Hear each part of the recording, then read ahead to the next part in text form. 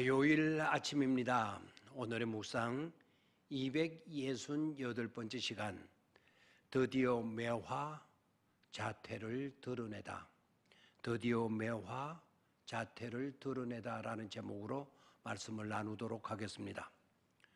오늘 우리가 묵상하게 될 본문의 말씀은 시편 119편 70절에서 72절 석절의 말씀입니다. 함께 이 석절의 말씀을 보도록 하겠습니다. 그들의 마음은 살쪄서 기름등이 같으나 나는 주의 법을 즐거워하나이다. 고난당한 것이 내게 유익이라. 이로 말미암아 내가 주의 율례들을 배우게 되었나이다. 주의 입의 법이 내게는 천천금은보다 좋으니이다. 아멘. 괴질과 함께 보낸 지난 겨울은 어느 해보다도 추웠던 것 같습니다. 그러나 그러함에도 불구하고 초등학교 담장 언덕바지 매화나무는 화려한 자태를 드러내기 시작했습니다. 매화가 그토록 아름다운 것은 추운 겨울을 이겨내고 가장 먼저 피어난 이유도 있겠지만 춥고 힘들었던 겨울은 결국 이렇게 지나가고 어디쯤엔가 봄이 다가오고 있다는 첫 신호탄이기 때문일 것이고, 더 나아가 추운 겨울과 같은 어려움을 겪고 있는 자들에게 인내를 안겨주고 승리에 대한 희망을 안겨주기 때문일 것입니다. 고난은 누구에게나 달갑지 않은 단어입니다. 삶의 괴로움과 어려움과 고초이기 때문입니다. 그런데 여러분들도 아시다시피 고난을 유익한 것으로 말을 하는 사람들이 있습니다. 고난을 겪어보지 못한 사람이 위로하고 가르친답시고 쉽게 그런 말을 하게 되는데, 그런 말을 들을 귀 기울일 필요도 없고 그런 말을 쉽게 하고 다녀서도 안 됩니다. 말은 그렇게 쉽게 했지만 그러다가 자신이 고난 가운데 놓이게 될 때면 불안에 떨며 안절부절 못합니다. 단순히 머리로만 알았다가 실질적으로 부딪히게 되니까 완전 상황이 달라져 버리는 것입니다. 그러나 그토록 힘든 고통의 과정을 잘 견뎌낸 사람들의 말들은 귀 기울여 들어야 합니다.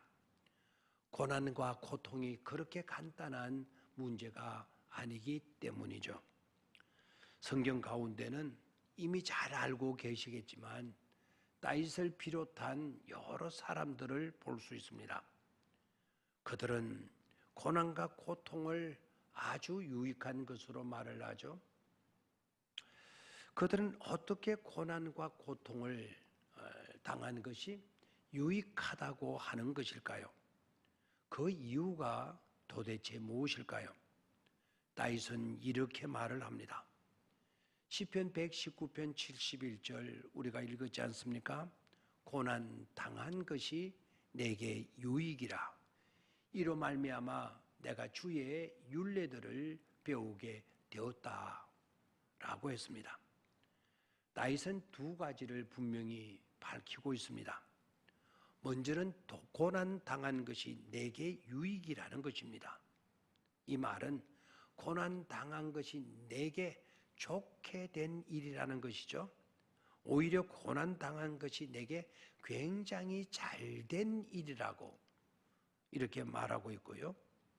두 번째는 그것으로 인하여서 주의 율례를 배우게 되었다라고 밝히고 있습니다.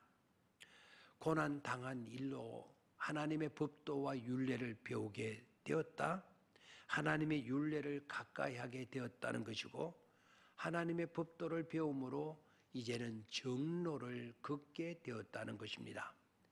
이전에는 내가 그렇게 살지를 못했는데, 이전에는 그렇지 못했는데, 이제는 고난 당한 일로 인하여 정로를 걷게 되었다. 하나님의 말씀을 배우는 자가 되어서 달라진 삶을 살아갈 수 있게 되었다라는 것입니다. 70절의 말씀은 그들의 마음은 살쪄서 기름덩이 같으나 나는 주의 법을 즐거워하나이다. 그들의 마음은 살쪄서 기름덩이 같으나 나는 주의 법을 즐거워하나이다. 세상적인 것에 살이 쪄서 이 지금까지의 삶은 비계덩어리 뿐이었는데 이제는 그것들이 다 내게서 빠져나가서 주의 말씀을 즐겁게 먹을 수 있게 되었다는 것입니다. 즉 고난을 통해서 비계덩어리가 다 빠져버렸다. 영적 다이어트가 이루어지게 된 것입니다. 그렇다면 비계덩어리는 무엇을 의미하겠습니까? 허영심, 허황된 생각 같은 것이 되겠죠. 교만한 것들, 풍선적인 요소들, 이런 것들로 봐도 좋을 것입니다. 그러한 거짓된 것들이 이제는 다 빠져버리니까 삶의 진가를 알게 되었고 하나님의 말씀을 배우고 말씀 따라 사는 것이 그렇게 저울 수가 없고 천금을 얻는 것보다도 더 귀하게 되었다라는 것입니다.